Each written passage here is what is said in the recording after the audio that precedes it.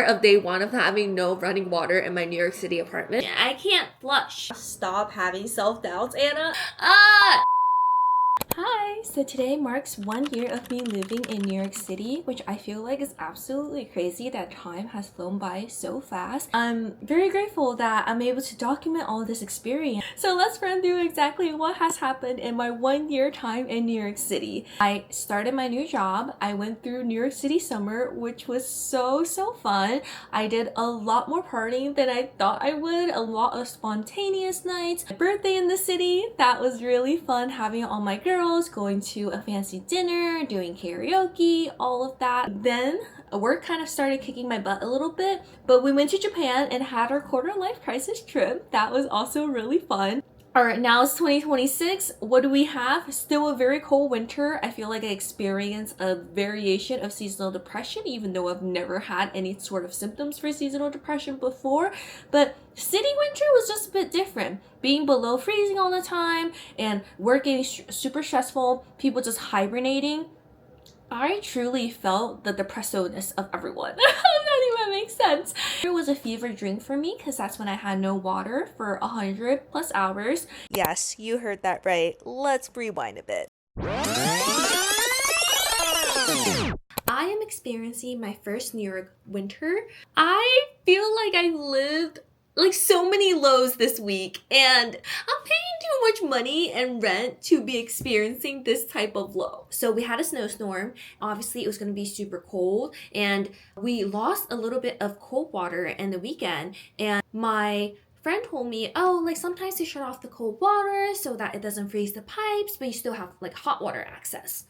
Okay, so afterwards, returned to normal for a few days. So I was like, all right, cool, we're good, we're back to normal. There was some steamy, hot showers though, but it's fine. Like, it just didn't wash my hairs for 2 days or like did laundry. One problem I have of the cold water being shut down though is that the toilet does not fill up when the cold water is off, which means I had to manually fill water into the toilet. Like, I was like, all right, and I text my super. I'm like, hey, there's no cold running water. I got left on red 3 different times. But yesterday when I woke up to get ready for work, the water didn't turn on, like at all. And I was like, and that's when I realized the toilet is not going to be filled either. All this realization, I'm like, oh my gosh, I don't have water. The toilet seat's not going to get filled. Just imagine the situation. I can't flush. So I'm sparingly using water in the mornings. I could get to work. Texting my super at this point. I call him when I come back from work because apparently they came in to fix it after we notified them. And I know that they came in because for some reason my trash can was like swamped. I don't know. But I walk in. I'm like, okay, you did work. Turn on water. Nothing. I reported the problem at 8 a.m. that day of. And I returned from work at 5:30 and the water was still not on. I called my super. Hey, there's still no running water. And he's like, oh, like, at all? Like, is it just cold or whatever? And I was like, no, there's no running water at all. Like, can you please come fix it? He was like, oh, like we came and this unit like has cold water or hot water. So we did some like wiring and it should be back up in like 2-3 hours. 2-3 hours, and mind you, like they came and did the work probably like midday, so it's already been 2-3 hours. So now we're at like what hour 6? I'm gonna read the text to y'all because this cannot be my life right now. Like, no freaking way. Oh wait, that's so crazy. Anyways, I'll tell you guys why I said that. So in the text message, first that morning I was like, hey, there's no cold water at all in the apartment. And he's like, run the water more. The boiler is working. Give it time. It's too cold. I can't run the water when there's no water to run. And I say, okay, there's no water running, but I will try. When I return from work, hey, there's still no running water at all. And that's when I called him and he explained the wiring. It was like, it'll be back in 2-3 hours. At 9 p.m., I texted him like, still no running water. Super. He replies back at 11 and says, management says to keep the hot water on all night, Maybe for tomorrow morning, all good. English isn't his first language, so like, don't mind the grammar. But I said, super, maybe is not okay. I cannot get a maybe for an answer. What do you mean maybe? And also like, please turn on my radiator tomorrow. You can enter my apartment. So this morning, I call him at like 9 a.m. and I was like, hey, Noel, there's still no running water. And for some reason, he's like forgetting the fact that I don't have running water because he's like asking me the question of, oh, like cold water or hot water? And I'm like, no, Noel, we've been through this. I told you I have no water at all. Very clear.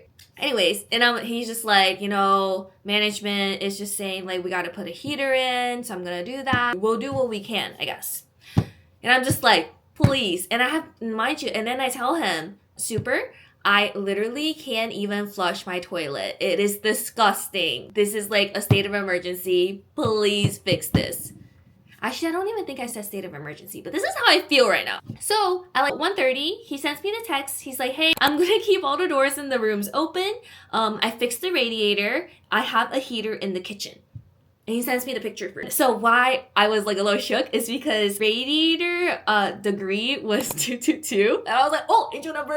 But yeah, I am still without water. It is currently 7:30. I'm about to go to my friend's place. Like, guys, it's been at this point how many hours? It's been like 43 hours.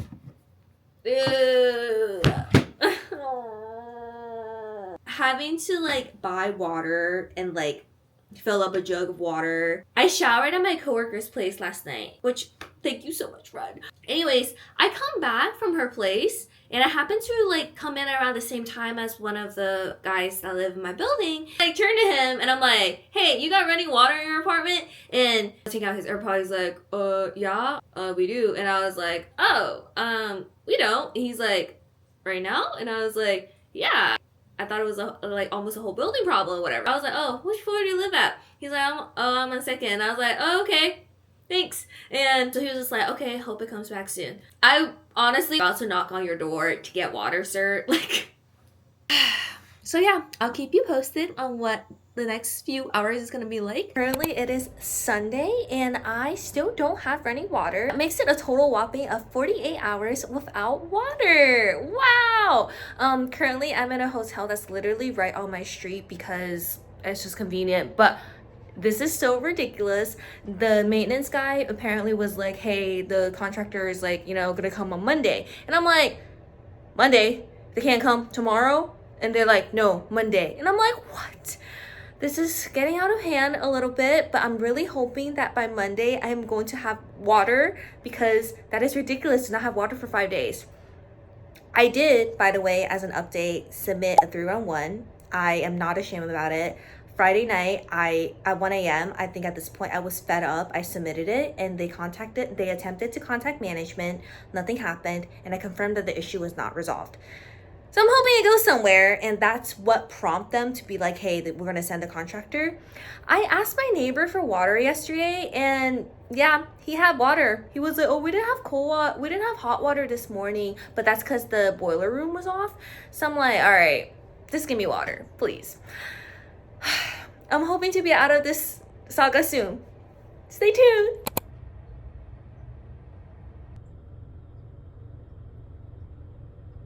I realized I did my math wrong yesterday, so technically if it's day 4, it's like 92 hours without water, but it's currently Monday. So we are now at 100 hours without running water at my apartment, and today's my last morning session at the hotel. I am considering extending this right now, but I'm hoping that contractor comes today and fixes all of the running water issue, because that's ridiculous. I don't think I told you guys yesterday, but my super actually contacted me Saturday while I was out at dinner saying that there was a leak at my apartment, which I was like, oh, if there's a leak, then the water's back. No, there's no leak at my apartment. It's just another apartment's leak. But he did stress me out thinking I had a leak in my apartment because obviously I did leave all the faucets on because nothing was coming out. And he told me, turn the faucet on hot day 1, so I did that.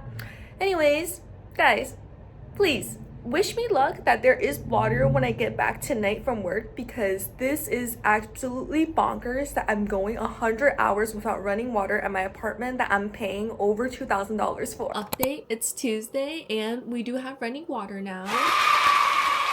So the reason why I didn't have running water is because they didn't insulate my pipes. And so my pipes are just exposed to the cold brick and wind, and of course it froze over. Great, right? Anyways, so in order to do that, they had to literally plaster the entire wall, which that wall is the one that's right behind my stove. So I can't use my stove anymore to cook for the next 3 days, as they're insulating the pipes and also going to be redoing the tiles and floors because there's just dust everywhere.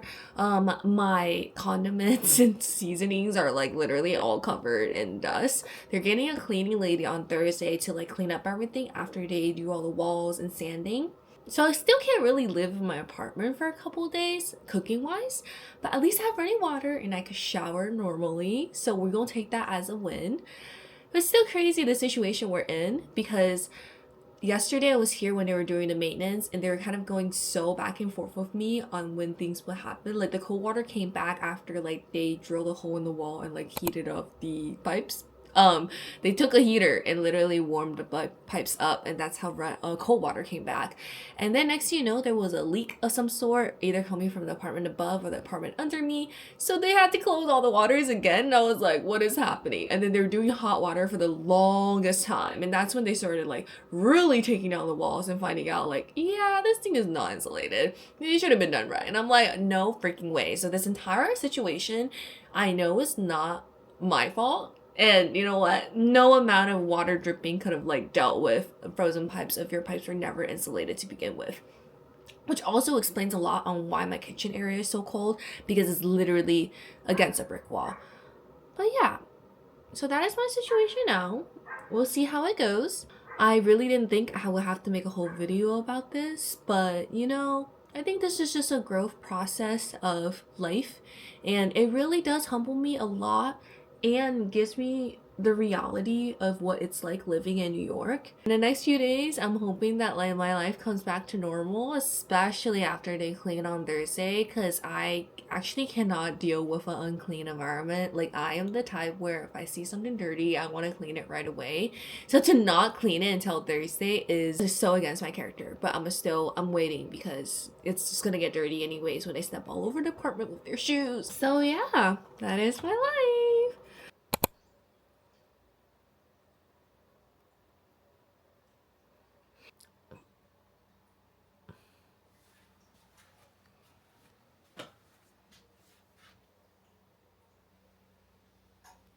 Hi. So we're back again with another no water situation. So after 5 days of having no water, then we were inconvenienced a couple days to have the walls fixed, and because of that I couldn't use my stove to cook. The stove was right in front of the pipes and they had to take it out. So currently you guys are on top of the stove. Anyways, this weekend, particularly in New York, is super cold. It's like literally like single digits degree, like throughout the night and during the day, like extreme cold weather.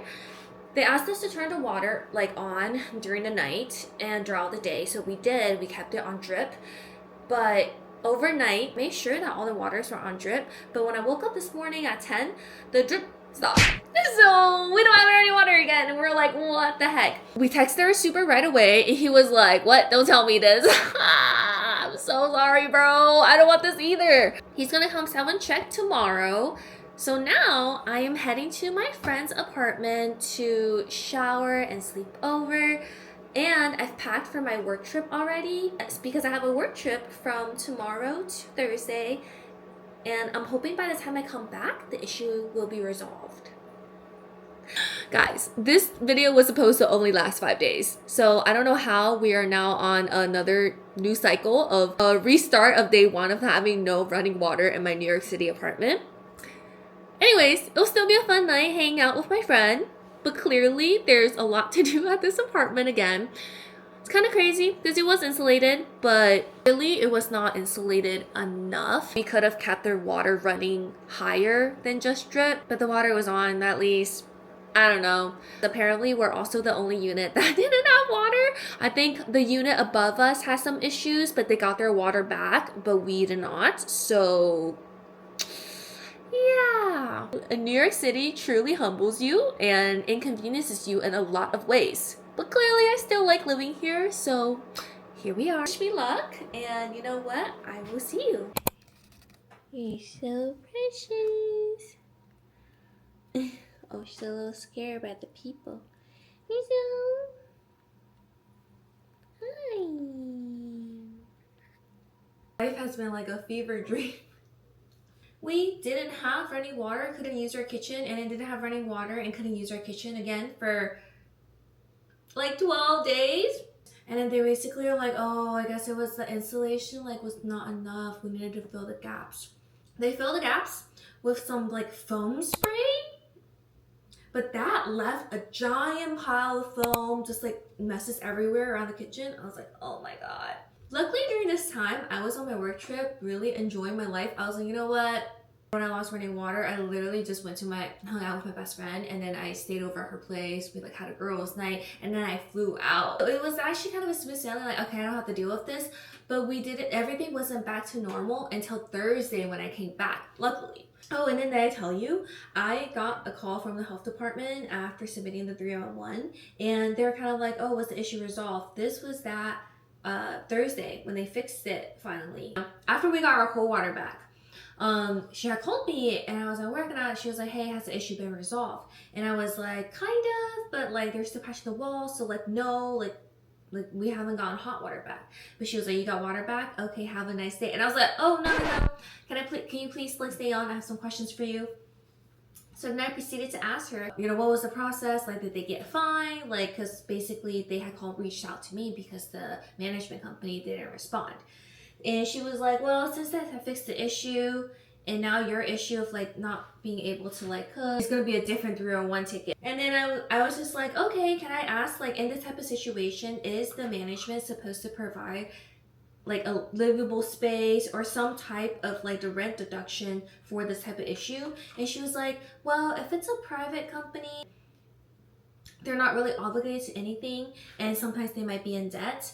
But she, you know, this state beforehand, and she was like, okay, I don't know too much about this. Anyways, I was like, okay, does this situation happen often in New York? And she's kind of just like, yeah. And I was like, do you live in New York? And she's like, yeah, born and raised, 27 years. And I was like, okay, it's my first year here. And she said, welcome to New York, baby. Okay, welcome to New York. So yeah, anywho, I will be enjoying this fruit lobster salad and cleaning up afterwards. I give another update on where I am with my apartment. Now, obviously, I've been having this whole apartment situation for quite a bit. I feel like things finally returned to normal after I cleaned my kitchen, and I had to sign my apartment lease. After the whole having no waters for a couple days, having them to fix the stove for a couple days, unable to use my kitchen, really having this, and losing water again, and then going through that same process again. You know, we asked for a rent reduction. That didn't really happen. We called. They say a manager would get back to us. We call again. Nothing. And we call, and the lady's like, no, well, it should be covered in renter's insurance. You should have that. Now we're trying to negotiate our rent because they increased it by 6%. So there's a lot happening in my life.